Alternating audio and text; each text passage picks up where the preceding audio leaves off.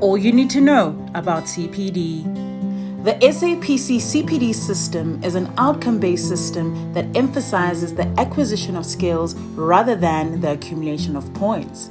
As such, pharmacy professionals are expected to make entries of learning activities, be they journal article reviews, short courses, seminars, or even workshops, and illustrate the skills addressed or acquired in order to be deemed compliant.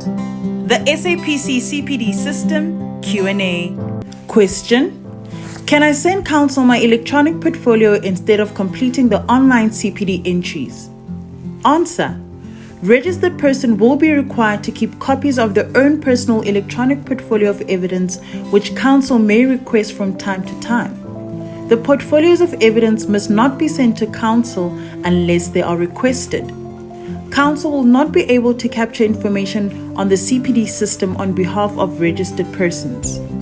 Question: can I request someone else to complete my CPD activities on the CPD system? Answer: no. Providing a third party with access to your secure site on the council's website compromises the protection of personal information and leaves you open to disciplinary action. Question: I have gathered points from an accredited provider of CPD courses. Where do I submit my points for compliance? Answer: the SAPC's CPD system is not point-based. While learning can occur by attending seminars, courses, workshops, or reading journals, books, and other scientific or professional literature, among many other avenues, the emphasis of the SAPC CPD system is on skills development and not points. Question: what is the difference between a practicing and a non-practicing pharmacist? Answer: a practicing pharmacist is defined as any person designated on the applicable register as a person who is currently performing any one or more of the services or acts relating to the scope of practice of the category in which he or she is registered or intends to perform such function.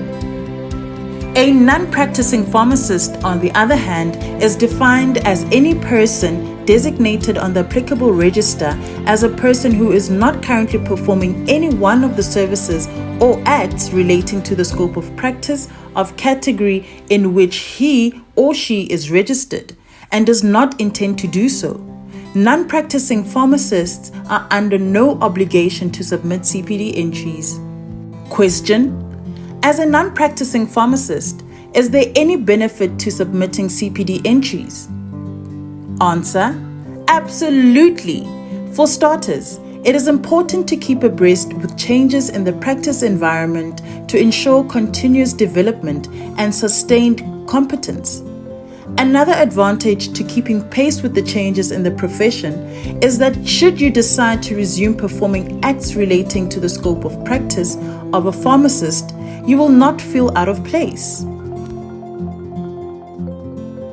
Notice alert! The final cut-off date for the 2021 CPD cycle is 30 April 2022.